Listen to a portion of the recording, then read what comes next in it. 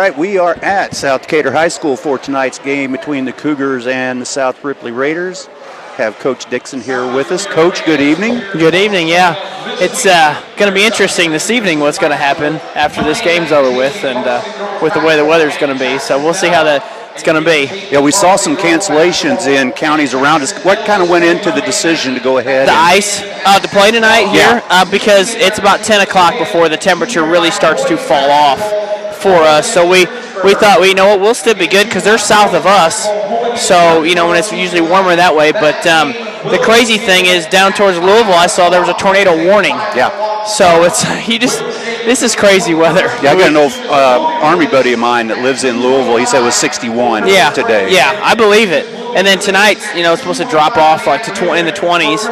And then tomorrow's low is supposed to be in the 6. You know, it's like 6 or 7. So. Yeah, and of course, the part of Kentucky that you lived in for a while, that's kind of right on that line of ice and snow. Yeah, you never know what's going to get there. And then if it does there, everything, I mean, shuts down completely. Will completely shut down because they're just not used to it, you know, because if it does snow, it eventually melts. It's the way it was at Fort Knox. You get ice, and they would at least delay everybody coming. You wouldn't think that with the Army, but they would do that. So anyway, on to tonight's business. I know that Oakley Billingsley's been under the weather this week, and his status? He's good. He's good to go. He came back this morning, did shoot around, and looked like nothing ever happened. So hopefully that continues. But you know, that knocks you out. We'll see once game time starts how he really is.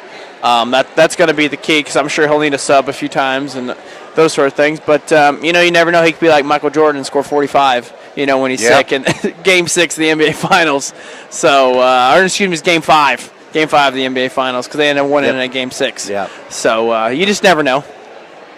And then I would guess that if he does need some extra time, probably Jacob Watts would be the one that goes in. Jacob or Will, one of those two. Will definitely fill in for that time. But, again, you know, you never know. I'm still going to start him. You know, he's earned that right, and he's played really well. So we'll see. But he looks good. He's got, you know, color to his skin and all that kind of stuff. So he said it's just his ribs are super sore. Yeah. So, I understand. I've been there. So. And then earlier today at the coaches show, you talked a little bit about this South Ripley team, that they're similar in some ways to Milan, that once they get across half court, you don't know where they're going to shoot from. Right, we don't. And, you know, we've worked on that all week, and we also worked on the 22 press, which we call it that, is a 2-2-1 press that they're going to throw at us like crazy, I'm sure. I'm sure they'll play a zone on us as well at some point in time. We're hoping they play man because we haven't seen a man defense. It's the first game of the season. Yep. You know, it's been all zone. So we don't even really, sometimes, it's kind of my fault, but we don't even work on our man offense because we're so used to teams playing zone on us. Yep. I think just because of our size, you know, that's why a lot of teams play zone on us. Plus, you know, we haven't proven yet that we can hit really from the outside. And as soon as we start doing that, things will be a lot better for us. And it's just one of those things that's a confidence thing. And still been able to get the ball into Matt every game. Even with that, regardless of what type of defense they play, been able to get that into him. And they tried to Shaw Tuesday night tried to play a box and one with the kid that was about 5'7", 5'8", and we just threw it straight up in the air, and Matt caught it, you know, and made some simple shots for us. But that's always nice when we can do those things. And when you do your press, if I recall correctly, your two guys out front are Matt and Nick. Yeah. And so what goes into deciding that those are the two that you're going to have up in that first line? Honestly, they're the two best athletes that I have. And with Matt's length and Nick's length, it's just, you know, smart to do those things because they just when they put their arms out, they're super wide. And Matt is athletic enough to, you know, do that. So when they're able to do that, that makes it really, really nice. And you can put Nathan in the back and Oakley in the back because he's smart. Oakley's super smart when it comes to defensive situations. So, you know, putting him back there helps tremendously because he can try to get a pass, you know, try to steal every once in a while. So, it helped, but use your horses while you got them. Yeah. and it looks like significant height advantage, again, with your guys, that length, you know, being able to use that to your advantage, certainly a key. Yeah, hopefully we can definitely do that. I know we'll try to establish that early, and I'm sure they're going to try to take it away. But you know, we'll just see how the game goes. We always adjust to what the other team's doing. You know, defensively, we'll stick with the same than what we've been doing. Why change anything? You know, defensively. So we'll just see how it goes. It's going to be a speed game, that's for sure. I know they're going to want to get up and down the floor and put pressure everywhere they can. Hopefully, we can just beat that press, super quick, like we've been practicing all week. Get the ball up the floor and try to score as quickly as we can. Seems, you play a lot of familiar teams, so you'll be used to that. I know Edinburgh plays a very similar game when you get around to them. So, definitely going to have a lot of practice against those defenses and the pace that those teams try and play and defending the whole court because you don't know where they're going to shoot the ball from. Yeah, that's the key for us is just being out there to contest. I wrote on the board the other week, I can't remember who it was, contest all shots. And if we can contest with our length, we'll get a couple blocks every once in a while, or we'll get them to miss. But we just have to contest shots. And that will be the key to the success of tonight because they played North and shot it everywhere. I mean, there's a couple times they shot a foot in front of the volleyball line. And, you can't really defend that. No. I know when I played, I did that.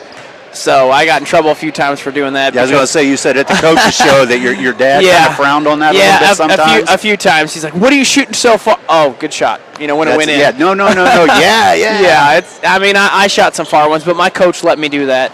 Myself and another player, we were able to extend. Matt Cornett's trying to shoot it right now. He doesn't really have that range yet. Right. But, if you can shoot it in a rhythm shot, that's a different story. But if you're trying to force it up there, then there's no point of even shooting it at all. Yeah. So and we've talked about a lot this year with Matt. It's nice to have that guy that can dominate inside, but he can still, at his height, he can step out and knock down threes here and there. Yeah, he can. I know he's 0 for 8 right now from the three-point line, but it's one of those things. I see him every day. He's in my class every day. He can hit that shot. Yeah. He can make it. It's just one of those things. We don't need him to, but we know he can. We don't really set plays for him to shoot threes, but I'm not going to tell him no. One of those things because his form is really good, and he's really worked on that outside game. But with the teams we've been playing right now, we don't need him to do that. Right. So we'll see. Like I said, we're just going to have to adjust to what's going on, and this is definitely a lot better crowd than what we had on Tuesday night. So we enjoy it. I knew South Ripley always brings people no matter where they go. They always bring fans. So. Yeah, we didn't know with the weather what it was going to be like, but things are filling in pretty quickly. Yeah, so pretty quickly, great. and it's nice to see fans, on both sides. Because I know Tuesday night was a little rough. You look across and there's nobody. Yeah. So, but it's those things. It's tough with the weather. That's always a factor too. So. I know last night we had that at the Greensboro girls games. The boys played at Jennings County, and it looks like most of the fans headed down there instead of the girls' game. So it was a pretty empty place. So that's not a whole lot of fun when you're playing in there and no noise. No, it's not, and it's the kids want fans to be in the stands. They really do. They may never say it, but they definitely do. It helps. It gives the kids, oh hey, look it, we're bringing people in the stands. We've seen more students this year than we have in recent especially from last year. But it's tough. There's so many things that are going on in the world today that people just have too many things that are going on. Plus, I'm sure a lot of people are having Christmas this weekend because Christmas is next weekend, obviously. But a lot of families do that, especially that have go different directions. Yeah. So it's just one of those things. But we'd like to see you come on out. We enjoy having people here in the stands. And I always say the greatest thing. Got a comment on here. We want to thank Coach for all of his support of the station. We appreciate it so much. That's from Emily at WTRE. Okay, no problem. Absolutely. We enjoy you guys doing this. It's good because I know a lot of people that watch it. So that helps tremendously.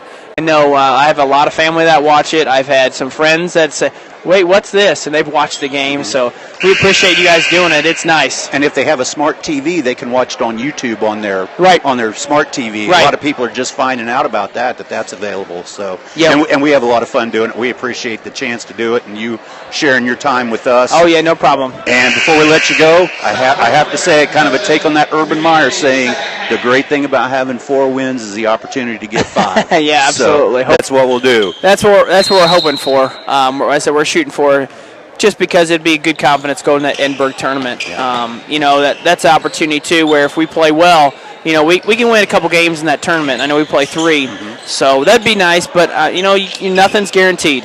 So we can't just say, oh, we're going to win this game because we have better height and better athletes. That just doesn't work out that way. So We'll see. It's a game. That's why you play it. That's why you practice real hard. It's just get ready for these kind of games. So. All right, Coach. All right, Let's thanks, get out guys. of here. We'll see you Appreciate after the game. All right.